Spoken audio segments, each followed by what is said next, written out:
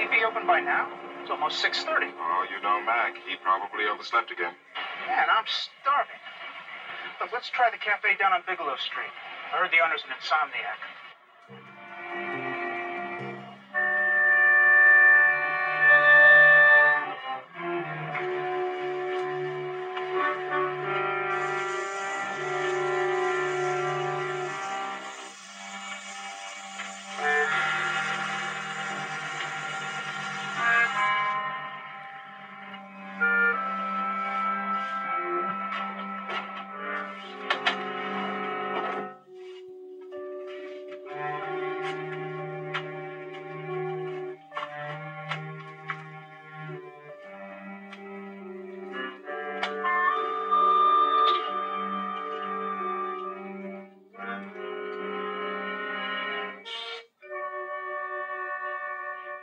All yours, my man.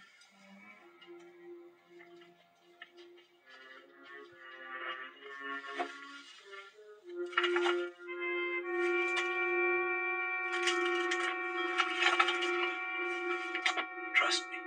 My grandfather was one of the great philatelists of all time. Nice for our side.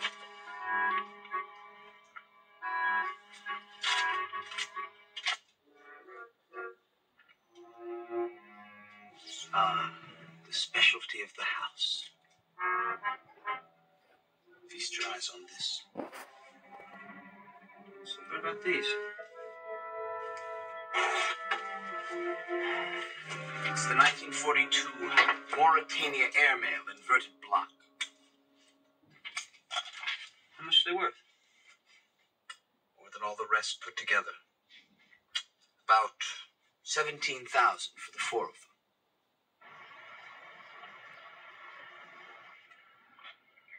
Why don't we forget about breakfast? Are you kidding? You should hear my stomach. Look, try Mac's place one more time. It's gotta be open by now.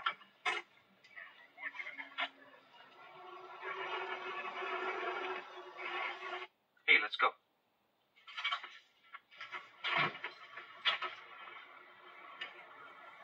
Wait a minute.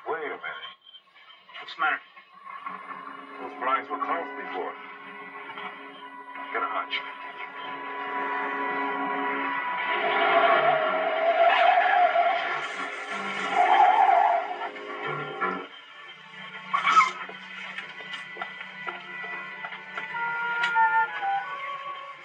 Around the back.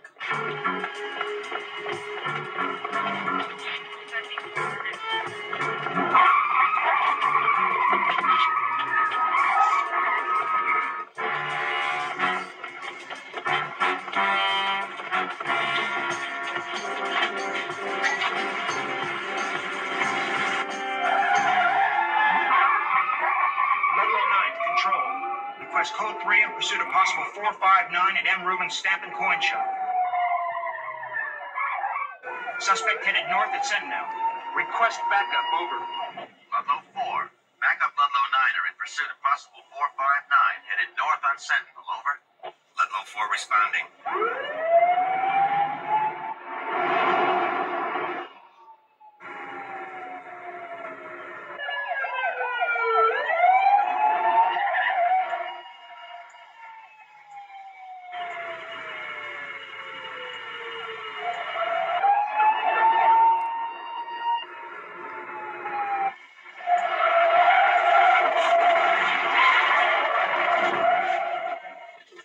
All right, Corey, do your thing.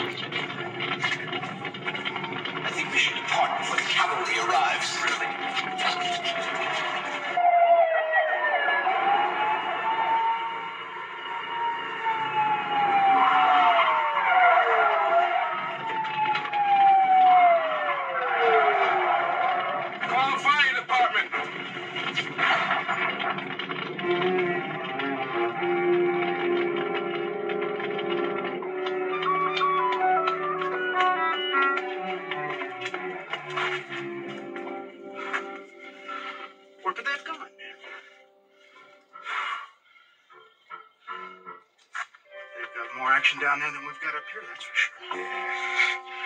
Good life. Some of us chase tennis balls.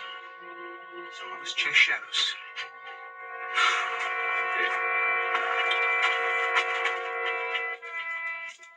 The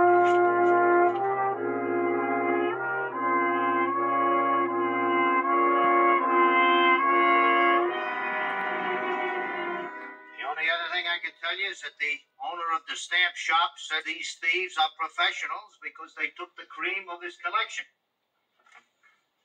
In 1942, Mauritania airmail, center inverted, block of 4, 1942. Now check this thing on the way out, because you never know when or where they're going to show up. Lieutenant, how much could that go for? Well, again, according to the owner, if they are sold separately, $550 apiece. If they remain together as a block of 4 with the perforations intact, the ante goes up to $17,500. You figure 1/4 of that on the street, $4,000. Some heavy postage. Which brings me to the one thing we do know about this pair. They have struck 5 times in this precinct. Each time it has been clean and fast and the best of the best, be it jewelry, stamps, or coins. We are dealing with experts in quality. Gentlemen, the only other thing I can tell you is that they leave no clues and they follow no patterns of logic. Except one, maybe. Would you care to elaborate on that, Officer Webster? Well, this is the 5th time we thought we had them, and 5th time that they let us out a dead end. It's like they have an escape hatch, a contingency plan going, so that if we get too close... I have news for you, Officer Webster. People have been trying to outsmart the police ever since Eve stole the apple. Do you have any other bright ideas? No, sir. All right, that's it. Stick around, Webster. Check your pin maps, hit the street, dismissed.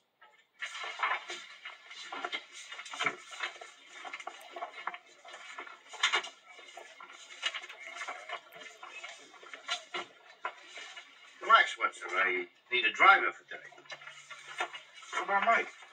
He's on temporary assignment with homicide.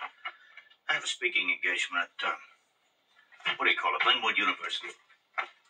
Speaking engagement? Is that right?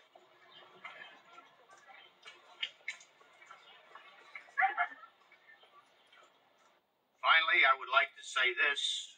With all the new techniques that have been incorporated in the past few years, we are aware that there are still adjustments to be made. Like yourselves, we feel that the law comes first. Maybe we serve it from different sides of the street, but that does not mean that our quest is any less dedicated than yours. Miss Crown, you're a defense attorney for our moot court next week. How do you feel about the issues Lieutenant Riker raised today? I'd like to know more about how a police officer functions in a crisis. This gut instinct you mentioned, how is it acquired? I feel with most officers it's acquired with time. The more duress and the more tension you're under, the more it starts to build itself up, the more you depend upon it until it's as if it were part of you. I'm curious, Lieutenant, if this wonderful instinct you speak of was present 2 years ago at Columbus Park when 25 police officers savagely attacked a group of peaceful sit-ins, killing 2 of them in the ensuing battle.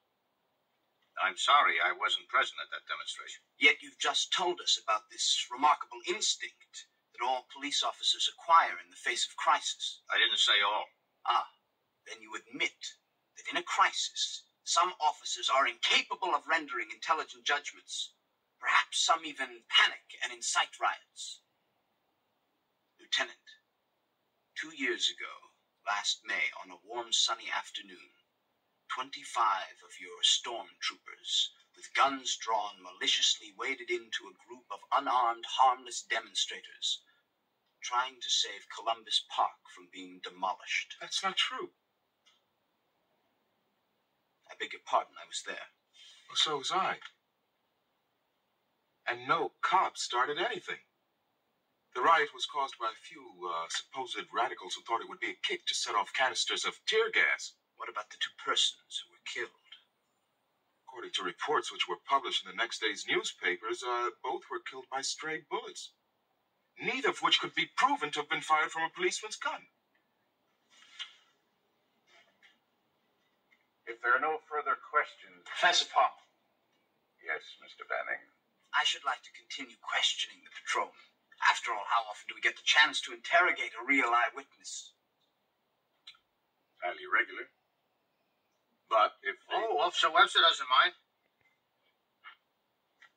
I don't mind. Well, first I'd like to know if you also believe a policeman uses a gut instinct in times of emergency. I do. Would you say this special power was working the day of the park riot? I believe so, yes. Do you also believe this instinct we've been speaking of has been conditioned in your daily police work? Not only conditioned, it's sharpened my faculties. A man of confidence. I like that. Would you mind if I put you to a little test right now? Go ahead. Then I order you to look straight at me. Don't turn your eyes. Seated on your right is the most attractive Miss Alexander. On your left, Mr. Gates. And behind you on the wall, a clock. Have you observed each of these since you've been here? I have. Excellent.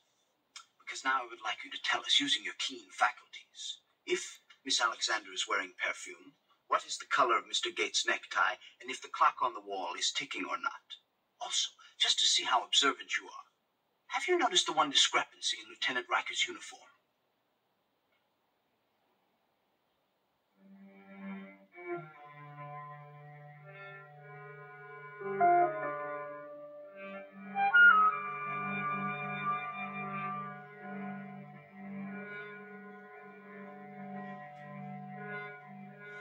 We're waiting, officer. The most attractive Miss Alexander on my right is wearing perfume. Mr. Gates on my left is not wearing a tie and his collar is open. The clock on the wall has stopped working and the hands are stuck at 10 minutes to 12. And there's no discrepancy with Lieutenant Riker's uniform. There never is.